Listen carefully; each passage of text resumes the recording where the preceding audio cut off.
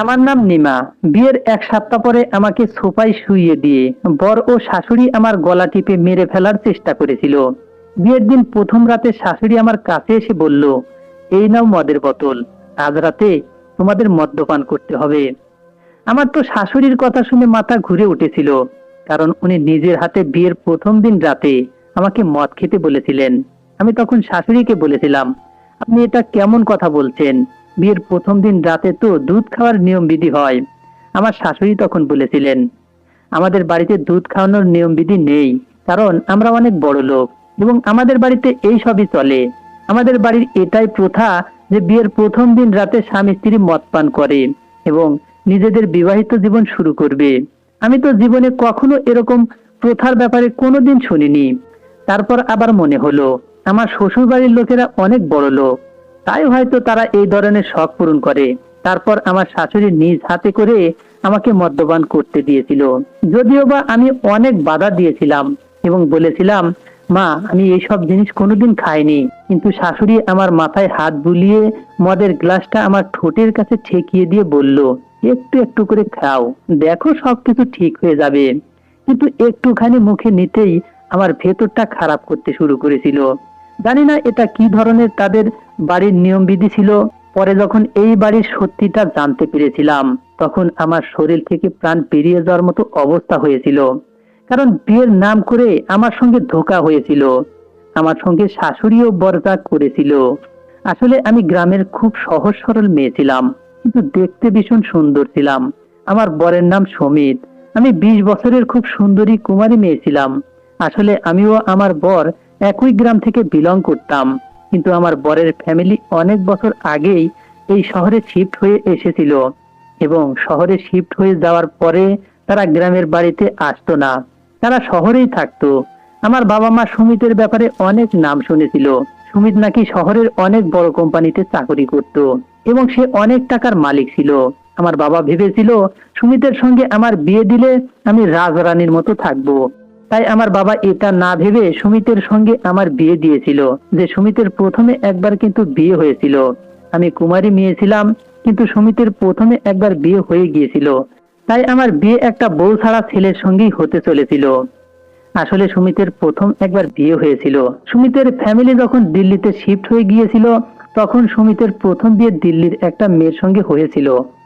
সুমিতের প্রথম স্ত্রীও নাকি ভীষণ সুন্দরী ছিল দেখতে। আমার যখন বিয়ের ব্যাপারে কথা উঠেছিল, তখন সুমিতের মা আমার বাবাকে সুমিত ও আমার বিয়ের ব্যাপারে কথা বলছিল। আমার বাবা তো টাকা পয়সা দেখে আমার বিয়ে সুমিতের সঙ্গে দিতে রাজি হয়েছিল।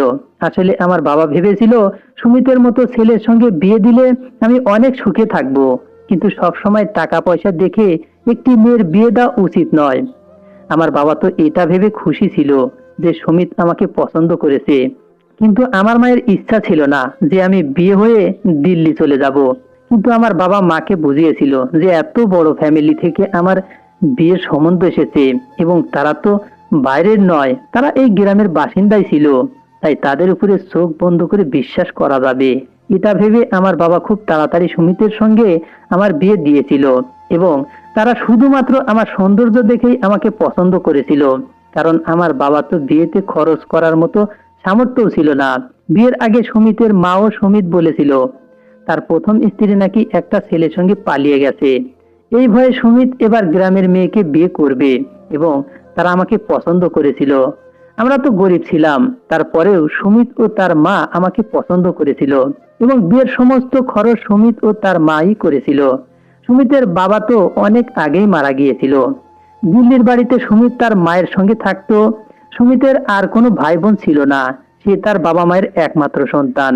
বিয়ের পরের দিন আমরা দিল্লিতে চলে এসেছিলাম। বিয়ের পরে যখন আমরা দিল্লির জন্য রওনা দিয়েছিলাম, তখন আমার ভীষণ মন খারাপ ছিল, কারণ আমি জীবনে কোনোদিন বাবা মাকে ছেড়ে কোথাও যাইনি এবং দিল্লি যাওয়া তো অনেক দূরের কথা। জীবনে প্রথমবার আমি বাবা মাকে ছেড়ে বরের সঙ্গে দিল্লির জন্য রওনা দিয়েছিলাম। মনের মধ্যে একটা ভয়ও ছিল, কিন্তু এটা ভেবে খুব খুশি ছিলাম যে বর আমাকে খুব ভালোবাসে, কারণ সে যখন আমাকে প্রথম দিন দেখেছিল, সেদিনের পর থেকে সুমিত প্রত্যেক দিন ফোন করে আমার খোঁজ খবর নিত। এমনকি আমার বর প্রথম দিন দেখতে এসে আমাকে একটা দামি মোবাইল এবং ডায়মন্ডের রিং গিফট করেছিল। জীবনে প্রথমবার ফ্লাইটে চেপে দিল্লি এসেছিলাম।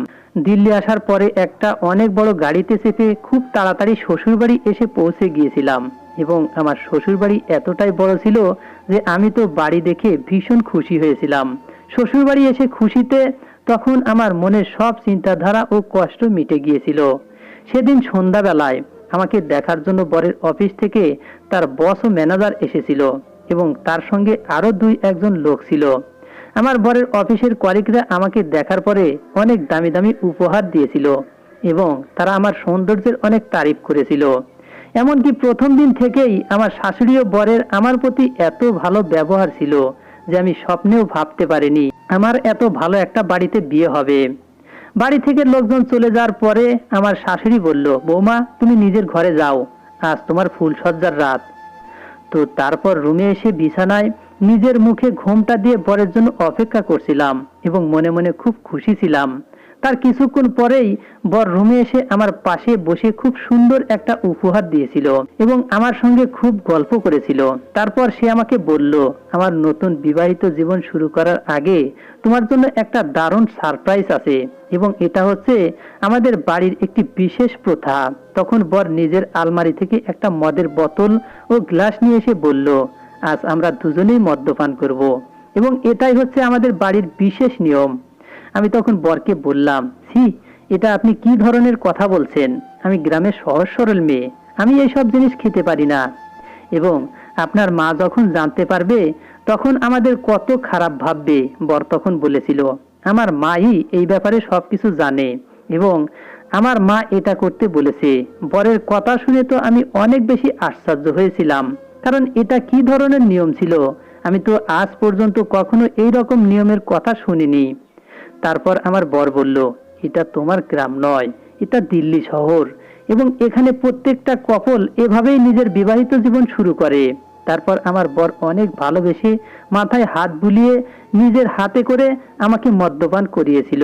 প্রথমে একটি চুমুক নেওয়ার পরে আমার শরীর খারাপ করতে লেগেছিল এবং বিশ্রী স্বাদের জন্য আমি যখন খেতে পারছিলাম না তখন আমার বর মদের মধ্যে অর্ধেক জল মিশিয়ে আমাকে খাইয়েছিল। মদ্যপান করার পরে না আমি শুয়েছিলাম না জেগেছিলাম, আমি তো সম্পূর্ণভাবে নেশাগ্রস্ত হয়ে বিছানাতেই পড়েছিলাম। আমি তো পুরোপুরি চোখ খুলতে পারছিলাম না, কিন্তু একটা আলাদা রকম অনুভূতি ছিল আমার মনের মধ্যে। তখন মনে হলো বর আমার শরীরে জামা কাপড় খুলে আমার পুরোপুরি শরীর হাত বোলাতে শুরু করেছিল। তারপর বুঝতে পারলাম বর আমাকে নিজের ইচ্ছা মতো করে ভোগ করেছিল এবং আমার তখন ভীষণ ভালো লাগছিল, কিন্তু আমি এত বেশি নেশাগ্রস্ত ছিলাম যে নিজের চোখ দুইটা খুলতে পারিনি, কিন্তু সবকিছু অনুভব করতে পারছিলাম। তারপর জানি না কখন আমার ঘুম চলে এসেছিল। চোখ খোলার পরে মনে হলো আমার মাথায় যেন যন্ত্রণায় ফেটে যাচ্ছে। আমি যখন বিছানায় উঠে বসলাম তখন মাথা নিয়ে থাকতে পারছিলাম না। পাশে দেখলাম বর ছিল না। আমি যখন তাড়াতাড়ি উঠে নিচে গেলাম রান্নাঘরে চা করার জন্য, তখন আমার শাশুড়ি আমাকে দেখতে পেয়ে বলল, বৌমা তুমি রান্নাঘরের দিকে কোথায় যাচ্ছ? আমি তখন শাশুড়িকে বললাম, মা আমার অনেক মাথায় যন্ত্রণা করছে, তাই ভাবলাম একটু চা করে খাই। আমার শাশুড়ি মা তখন বললেন, তোমাকে কিছু করতে হবে না, তুমি নিজের ঘরেই বসে থাকো, তোমার যা প্রয়োজন হবে তোমাকে ঘরের মধ্যে দিয়ে আসা হবে, তোমাকে বাড়ির কোনো কাজকর্ম করতে হবে না। শাশুড়ির আমার প্রতি এত যত্ন ও ভালোবাসা দেখে আমি নিজেকে খুবই ভাগ্যবতী মনে করেছিলাম। ঠিক ওই সময় একটি মহিলা আমাদের বাড়িতে প্রবেশ করেছিল এবং তাকে দেখে আমি মোটামুটি আন্দাজ করতে পেরেছিলাম যে সে হয়তো এই বাড়ির কাজের মেয়ে। তার বয়স মোটামুটি 24 থেকে 25 বছরের কাছাকাছি ছিল। তারপর আমার শাশুড়ি মহিলাটির নাম ধরে বলল, রুম্পা তুই আজকের দিনেও এত কেন দেরি করে বাড়ি আসলি? বারবার তোকে বলেছিলাম না আজকে তুই একটু তাড়াতাড়ি সকালে আসবি? রুম্পা তখন আমার শাশুড়িকে বলল, মালকিন আমার বাড়িতে একটু কাজ ছিল বলে আজ একটু দেরি হয়েছে আপনার বাড়িতে আসতে। মালকিন আমাকে ক্ষমা করে দিন, কাল থেকে আর দেরি হবে না। তারপর আমার শাশুড়ি বলল, ঠিক আছে, তোকে আর বাহানা করতে হবে না, এবার তাড়াতাড়ি রান্নাঘরে গিয়ে তোর ছোট মালকিনের জন্য চা করে নিয়ে আয়। এদিকে আমার শাশুড়ির কথা মতো নিজের ঘরে চলে গিয়েছিলাম। কিছুক্ষণ পরে রুম্পা আমার জন্য চা নিয়ে এসেছিল। যদিও সে বয়সে আমার থেকে বড় ছিল, তাই আমি তার সঙ্গে তুমি করেই কথা বলতাম। রুমে এসে রুম্পা আমাকে খুব যত্ন সহকারে চা দিল এবং আমার রুমটা খুব সুন্দর করে পরিষ্কার করে দিল। সেদিন প্রথম রুম্পার সঙ্গে একটি কথা হয়েছিল। আমি তাকে তার পরিবারের ব্যাপারে জিজ্ঞেস করেছিলাম। ঠিক ওই সময় আমার শাশুড়ি নিজে থেকে চিৎকার করে বলল, রুম্পা, তুই কি আজকে উপরেই থাকবি? নিচে রান্না বান্না করবি না? তাড়াতাড়ি নিচে নেমে আয়। সেদিন রুম্পার সঙ্গে আমার বেশি কথা হয়নি। সেদিন তাড়াতাড়ি নিচে চলে গিয়েছিল। এদিকে সন্ধ্যাবেলায় বর বাড়ি এসে শাশুড়িকে বলল, মা, সঞ্জয় স্যার কালকে আমাদের বাড়িতে আসবেন। বিয়ের দিন উনি আমাদের সঙ্গে ঠিকঠাক ভাবে সময় কাটাতে পারেননি, তাই উনি আগামীকাল আসবেন। তখন রুম্পা আমাদের বাড়িতেই ছিল। ওই সময় আমার শাশুড়ি রুম্পাকে ডাক দিয়ে বলল, রুম্পা, কালকে সন্ধ্যের খাবারটা তাড়াতাড়ি রান্না করে দিয়ে বাড়ি যাবি, কারণ সন্ধ্যের পরে তোর মালিকের অফিস থেকে লোক আসবে। রুম্পা তখন আমার শাশুড়িকে বলল, মালকিন, আপনি যদি বলেন তাহলে কালকের রাতটা আমি না হয় আপনাদের বাড়িতেই থেকে যাব, কারণ ছোট মালকিন তো এই বাড়িতে নতুন, তাই ছোট মালকিন কি করে সবকিছু সামলাবে। আমার শাশুড়ি তখন রুম্পাকে বলল, না না, তোকে রাত্রেবেলা আমাদের বাড়িতে থাকার কোনো দরকার নেই, তুই তাড়াতাড়ি রাতের খাবারটা রান্না করে বাড়ি চলে যাবি। ওই সময় শাশুড়ি আমার দিকে তাকিয়ে বলল, রুম্পা রান্না করে দিয়ে বাড়ি চলে যাবে, তারপরে বাকিটা তুমি সামলাতে পারবে তো? অফিসের লোকজনদের খাওয়াতে পারবে তো? আমি তখন অনেক খুশি হয়ে মাথা নাড়িয়ে শাশুড়িকে বলেছিলাম, হ্যাঁ মা, আমি সামলে নিতে পারবো। তারপর রাত্রিবেলা খাওয়া দাওয়া সেরে আমরা যে যার রুমে চলে গিয়েছিলাম। সেদিন রাত্রির বেলা আবার আমার বর তার আলমারি থেকে মদের বোতল এবং 2টা গ্লাস নিয়ে এসে বলল, এসো, আজকে আমরা আবার মজা করব। আমি তখন বরকে বলেছিলাম, কালকে তো খেয়েছি, তাহলে আজকে আবার কেন খাবো? আমার ভীষণ কষ্ট হয় এটা খেতে। আমার বর তখন বলেছিল, এগুলো পরপর 7 দিন করতে হবে। আমাদের বাড়ির এটাই নিয়ম বলে আমাকে তার মিথ্যা ভালোবাসা ও মিষ্টি কথা বলে আমাকে নিজের হাতে মদ্যপান করাতো। আমি খেতে চাইতাম না, তা সত্ত্বেও সে অনেক ভালোবেসে জোর করে আমাকে মদ খাওয়াতো। মদ খাওয়ার পরে সেদিন রাতের বেলা আবার আমি অনেক বেশি নেশাগ্রস্ত হয়ে পড়েছিলাম। না আমি ঘুমাতে পারছিলাম, না আমি চোখ খুলে কিছু দেখতে পারছিলাম, কিন্তু বুঝতে পারছিলাম বর আমার শরীরের জামা কাপড় খুলে আমাকে ভোগ করছিল। পরের দিন সকালবেলা যখন চোখ খুললাম তখন আমার মাথা এত বেশি ভারী ছিল যে আমি ঠিকঠাক ভাবে হাঁটতেও পারছিলাম না। এমনকি সিঁড়ি দিয়ে নামার সময় আমি পা পিছলে নিচে পড়ে গিয়েছিলাম এবং আমার কপাল কেটে গিয়েছিল। ওই সময়ে শাশুড়ি আমার প্রতি যা ব্যবহার করেছিল সেটা দেখে তো ভয়ে আমার চোখ দুটো কপালে উঠে যাওয়ার মতো অবস্থা হয়েছিল, কারণ উনি তো আমাকে অনেক ভালোবাসতেন। তাহলে সেদিন আমার পড়ে যাওয়ার পরে উনি কিভাবে আমার সঙ্গে এত খারাপ ব্যবহার করতে পেরেছিলেন? শুধু তাই নয়, উনি আমাকে কাজের মেয়ে রুম্পার সামনে অপমান করেছিলেন। আসলে আমি যখন পা পিছলে পড়ে গিয়েছিলাম তখন শাশুড়ি ছুটে এসে হাত ধরে তুলে আমার গালে একটা থাপ্পড় মেরে বললেন, তুমি কি চোখে অন্ধ নাকি? দেখতে পাও না সিঁড়ির নিচে জল পড়ে আছে? সিঁড়ি থেকে পড়ে গিয়ে নিজের চেহারাটাই খারাপ করে বসে থাকলে তো? ওই সময় কাজের মেয়ে রুম্পা সেখানেই দাঁড়িয়েছিল। তারপর আমার শাশুড়ি রুম্পাকে বলল, তুই কিভাবে বাড়ির কাজকর্ম করিস? সিঁড়ির নিচে জল পড়ে আছে, মুছিস না কেন? আর এখন দাঁড়িয়ে আমার মুখের দিকে তাকিয়ে দেখছিস?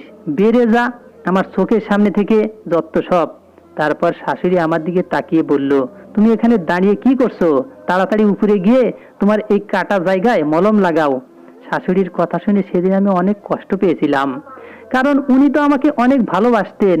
তাহলে একটি সামান্য জিনিসের জন্য আমাকে কেন থাপ্পড় মেরেছিলেন? আমি তো কিছুই বুঝতে পারিনি। আমার শাশুড়ির এরকম ভয়ঙ্কর রূপ দেখে আমি খুব ভয় পেয়েছিলাম। সেদিন আমার বর তাড়াতাড়ি বাড়ি ফিরে এসেছিল। আমি আর বরকে শাশুড়ির এরকম ব্যবহারের কথা কিছুই বলিনি। সেদিন বর তাড়াতাড়ি বাড়ি ফিরে এসে আমাকে বলল, আজ তোমার জন্য তাড়াতাড়ি অফিস থেকে বাড়ি ফিরে এসেছি, কারণ আজ তোমাকে ঘুরতে নিয়ে যাব, তাই আজ তুমি খুব সুন্দরভাবে তৈরি হয়ে থাকবে। বর আমাকে ঘুরতে নিয়ে যাবে। এই কথা শুনে আমি ভীষণ খুশি হয়ে গিয়েছিলাম।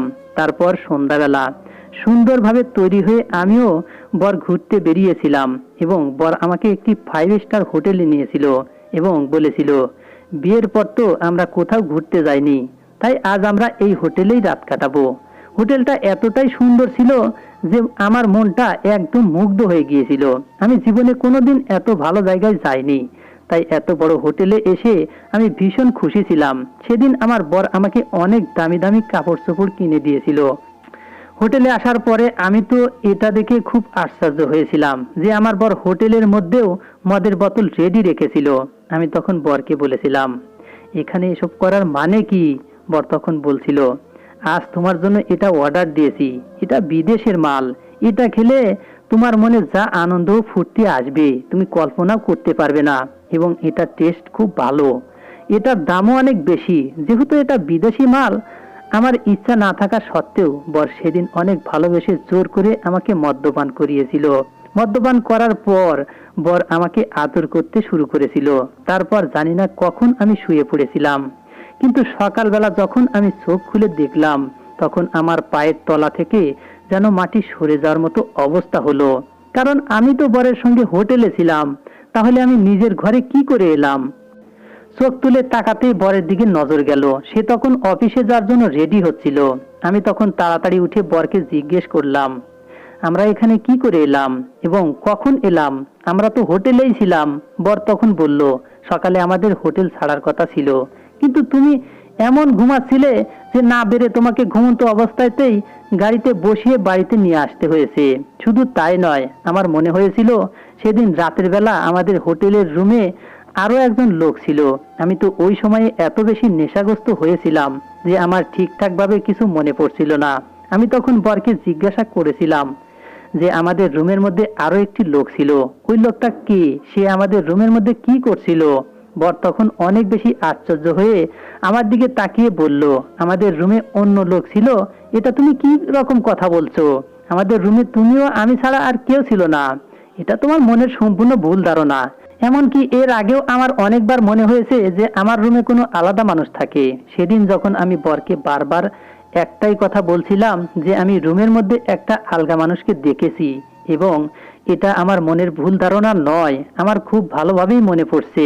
বর তখন রেগে গিয়ে আমার দিকে এগিয়ে এসে চিৎকার করে বলল, তোমাকে বলছি না রুমের মধ্যে কেউ ছিল না, তাও বারবার একটাই কথা কেন বলছো? সেদিন আমি প্রথম বরের এত রাগী চেহারা দেখেছিলাম। আমি তো ভাবতেই পারিনি তার সুন্দর চেহারার পিছনে এরকম একটা ভয়ঙ্কর চেহারাও লুকিয়ে আছে। কারণ আমি তো ভাবতাম আমার বর ভীষণ দয়ালু এবং দায়িত্বশীল একজন পুরুষ মানুষ। আমার বর তো অফিসের জন্য বেরিয়ে পড়লো। বরের চলে যাওয়ার পরে আমাদের বাড়ির কাজের মেয়ে রুম্পা যখন ঘরে এসেছিল তখন তাকে আমাদের বাড়ির লোকজনদের ব্যাপারে কিছু কথা জিজ্ঞাসা করেছিলাম। আসলে রুম্পা আমার বিয়ের 3 মাস আগেই এই বাড়িতে কাজ করা শুরু করেছিল। আমি রুম্পাকে জিজ্ঞেস করেছিলাম আমার বরের আগের বউ কেমন ছিল। রুম্পা তখন আমাকে একটাই কথা বলেছিল, ওই বউটা নাকি চরিত্র খারাপ ছিল এবং সে তার প্রেমিকের সঙ্গে পালিয়ে গিয়েছিল, এবং রুম্পা ওই বউটাকে কোনোদিন দেখেনি, কারণ ওই বউটার পালিয়ে যাওয়ার পরে রুম্পা এই বাড়িতে কাজে লেগেছিল। আমি রুম্পাকে এটাও জিজ্ঞাসা করেছিলাম যে আমার বরের ব্যবহারটা কেমন। সে বলেছিল, মালিক ভীষণ ভালো মনের মানুষ, ওনার মতো সহজ সরল মানুষ পাওয়া খুবই মুশকিল। তার কিছুক্ষণ পরে বর আমাকে অফিস থেকে ফোন করে বলেছিল তার অফিসের বস নাকি আজ আবার আমাদের বাড়িতে খাওয়া দাওয়া করার জন্য আসবে। এই কথাটা আমি শাশুড়িকে বলেছিলাম। তারপর আমার শাশুড়ি রুম্পাকে দিয়ে রাতের সমস্ত আয়োজন করেছিল, এবং রুম্পা রান্না বান্না ও সমস্ত কিছু রেডি করার পরে সন্ধ্যাবেলায় বাড়ি চলে গিয়েছিল। সেদিন রাতের বেলা আমার বরের অফিসের বস আমাদের বাড়িতে খাওয়া দাওয়া করেছিল এবং রান্না বান্নার ভীষণ তারিফ করছিল। রাতের খাওয়া দাওয়ার পরে আমার বর তার বসের সঙ্গে নিচে বসে গল্প করছিল। আমি ওই সময় নিজের ঘরে চলে এসেছিলাম। তার আধা ঘন্টা পরে আমার বর উপরে উঠে এসেছিল। তারপর আমি বরকে জিজ্ঞেস করলাম, আমার বস বাড়ি চলে গেছে? বর তখন বলল, হ্যাঁ আমার বস বাড়ি চলে গেছে। প্রত্যেক দিনের মতো সেদিনও আমার বর আমাকে মদ্যপান করিয়েছিল। তারপর আমি নেশাগ্রস্ত হয়ে শুয়ে পড়েছিলাম এবং আমার কিছু মনে ছিল না। পরের দিন সকালবেলা যখন রুম্পা আমাদের বাড়িতে কাজ করতে এসেছিল তখন তার সঙ্গে কথায় কথায় জানতে পারলাম যে আমার বরের বস রাতের বেলা নাকি আমাদের বাড়িতেই ছিল, কারণ রুম্পা সকালবেলা আমার বরের বসকে বাড়ি থেকে বেরিয়ে যেতে দেখেছে। তার মানে বর আমাকে মিথ্যা কথা বলেছিল। এবং কেন আমাকে আমার বর এই ব্যাপারে মিথ্যা কথা বলেছিল? সেদিন থেকেই আমার বরের উপর সন্দেহ হতে শুরু হয়েছিল। তার মানে আমি যেটা ভাবতাম যে রাতের বেলা আমার ঘরের মধ্যে কোনো আলগা মানুষ থাকে, তাহলে সেটা কি সত্যি ছিল? সেটা কনফার্ম করার জন্য আমি বুঝতে পারছিলাম না এবার আমার কি করা উচিত, কি করলে আমি সত্যিটা জানতে পারবো। কারণ সেদিন হোটেলে আমি নিজের চোখে দেখেছিলাম যে রুমের মধ্যে একটা আলগা মানুষ ছিল, এবং এটা খুব ভালোভাবে জানি যে সেদিন আমি অনেক নেশাগ্রস্ত হয়েছিলাম, কিন্তু তা সত্ত্বেও আমার খুব ভালো মনে পড়ে আমি একটা আলগা লোককে দেখেছিলাম। তাহলে আমার বর কেন এই কথাটাকে অস্বীকার করেছিল? সেটার পর্দা ফাঁস করার জন্যই আমি নিজের মনে মনে একটা প্ল্যান করেছিলাম। এদিকে আমার বরের অফিসের বস ও কলিগরা প্রত্যেকদিন আমাদের বাড়িতে এসে খাওয়া দাওয়া করে যেত। তারপর সেদিন রাতের বেলা যখন আমার বরের অফিসের একটা স্যার আমাদের বাড়িতে আসার কথা বলেছিল, সেদিন রাতের বেলা আমার বড় শাশুড়ির সত্যিটা জানার পরে আমার মাথা পুরো ঘুরে উঠেছিল। কারণ সেদিন যখন আমার বরের অফিসের স্যারের খাওয়া দাওয়ার পরে আমি নিজের রুমে উঠে এসেছিলাম এবং ভেবেছিলাম যে যেমন করেই হোক না কেন আমি মদ্যপান করব না। ঠিক ওই সময় আমার বর যখন রুমের মধ্যে এলো, তখন বর আমাকে দেখে বলল, কি ব্যাপার, তুমি এত কি চিন্তা করছো? আমি তখন বললাম, কিছু না। তোমার স্যার চলে গেছে? বর তখন বলল, হ্যাঁ, স্যার বাড়ি চলে গেছে। তারপর আমার বর প্রত্যেক দিনের মতোই আবার আলমারি থেকে একটা মদের বোতল বের করে আমার হাতে ধরিয়ে দিয়ে বলল, এটা খেয়ে দেখো, সম্পূর্ণ আলাদা স্বাদ, ভীষণ মজা লাগবে। এই কথাটা বলে সে মদের বোতলটা আমার হাতে ধরিয়ে দিয়ে বাথরুমের ভিতরে চলে গেল। ওই সুযোগে আমি তাড়াতাড়ি করে আমার ঘরের ভিতরে ইনডোর ফুল গাছ ছিল, গাছের টবের মধ্যে মদটাকে ঢেলে দিয়েছিলাম এবং অল্প খানিক রেখে সেটার মধ্যে জল মিশিয়ে দিয়েছিলাম। তারপর বর এসে যখন দেখলো আমি বোতলটা খালি করে দিয়েছি, তখন সে খুব খুশি হয়েছিল। বর জানতে পারেনি যে আমি সম্পূর্ণ মদ গাছের টবের মধ্যে ফেলে দিয়েছি। তারপর আমি জেনে বুঝে ইচ্ছে করে বরের সামনে নেশাগ্রস্ত হওয়ার নাটক করে বিছানায় শুয়ে পড়েছিলাম। তারপর বর আমার গায়ে হাত দিয়ে চেক করলো যে আমি সত্যি শুয়ে পড়েছি না জেগে আছি। যখন আমি শুয়ে থাকার নাটক করেছিলাম, তখন বর ভেবেছিল আমি হয়তো সত্যিই শুয়ে পড়েছি। তারপর আমার সঙ্গে যা হয়েছিল সেটা শুনে আপনাদের পুরো শরীর কেঁপে উঠবে। আমার বর তখন দরজা খুলে একজনকে আমাদের ঘরের ভিতরে ঢুকতে বলল। তারপর বড় লোকটাকে বলল, এবার তুমি তার সঙ্গে নিজের ইচ্ছা মতো মজা করো। আমি এখন ঘরের বাইরে যাচ্ছি, জানি না আমার রুমের মধ্যে কে এসেছিল। আমি তো ওই সময় চোখ বন্ধ করেছিলাম এবং ভয়ে আমার পুরো শরীর কাঁপছিল। তারপর কিছুক্ষণ পর মনে হলো কেউ একজন আমার কাছে আসছে। তারপর আমার শাড়ির আঁচল সরিয়ে আমার বুকে হাত দিতে আমার পুরো শরীর কেঁপে উঠল। তখন আমি আর সহ্য করতে না পেরে চোখটা খুলে দেখতে আমার পায়ের তলা থেকে যেন মাটি সরে যাওয়ার মতো অবস্থা হয়েছিল। কারণ ওই লোকটা আর কেউ নয়, আমার বরের অফিসের স্যার ছিলেন। আমি তখন তাড়াতাড়ি উঠে স্যারকে একটা ধাক্কা মেরে নিচে ফেলে দিয়ে তার গালে একটা থাপ্পড় মেরে বললাম, আপনার লজ্জা করে না অন্যের বইয়ের শরীর নিয়ে খেলা করতে? সে তখন রেগে আমার বরকে ডাকতে শুরু করলো। বর যখন ঘরের মধ্যে এলো, তখন আমার শাশুড়িও বরের সঙ্গে এসেছিল এবং তারা দুইজন আমাকে জেগে থাকতে দেখে অনেক বেশি ঘাবড়ে গিয়েছিল। আমি তখন বরকে আঙ্গুল দেখিয়ে বললাম, আমি তোমার সব চালাকি ও নোংরামি আমি বুঝে গিয়েছি। ঠিক ওই সময় বরের অফিসের স্যার বললেন, তোমার বউ কি করে উঠে গেল? তোমার বউকে তুমি আজকে মদ খাওয়াওনি? আজ রাতের জন্য আমি তোমাকে 2 লাখ টাকা দিয়েছিলাম, আর তোমার বউ তো আমার পুরো রাতটাই খারাপ করে দিল। আমার টাকা ফেরত দেবে, আমি তোমাদের পরে দেখে নেব। এই কথাটা বলে বরের অফিসের স্যার বাড়ি থেকে বেরিয়ে চলে গিয়েছিল এবং ওই সময় আমার আর কোনো কিছু বুঝতে বাকি ছিল না। আমি তখন বরের গালে একটা থাপ্পড় মেরে বলেছিলাম, তোমার লজ্জা করে না নিজের বউকে দিয়ে দেহ ব্যবসা করাতে? তুমি আমাকে দিয়ে দেহ ব্যবসা করানোর জন্য বিয়ে করেছিলে। এমনকি আমার শাশুড়ি মাও সেখানে দাঁড়িয়েছিলেন এবং এই সব নোংরা কাজে উনিও জড়িত ছিলেন। আমি তখন শাশুড়ি মাকে বললাম, আপনি নিজে একজন মহিলা হয়ে আমার সঙ্গে এত খারাপ কাজ কি করে করতে পারলেন? আমি আপনাদেরকে ছাড়বো না। আপনারা আমার সঙ্গে অনেক অন্যায় করেছেন। আমি আপনারও আপনার ছেলের নামে থানায় গিয়ে কেস করব। এই কথা বলে যখন আমি রাতের অন্ধকারে বাড়ি থেকে বের হতে যাচ্ছিলাম, তখনই আমার শাশুড়ি আমার চুলের মুঠি ধরে বললেন, আমাদের নামে থানায় কেস করবে? তার আগে তোকে পৃথিবী থেকে সরিয়ে দেব। ভেবেছিলাম তোকে দিয়ে অনেক টাকা ইনকাম করব, কিন্তু তুই তো আমাদের একমাত্র ইনকাম করে দিলি না। এই 10 দিনের মধ্যে সবকিছু জানতে পেরে গেলি।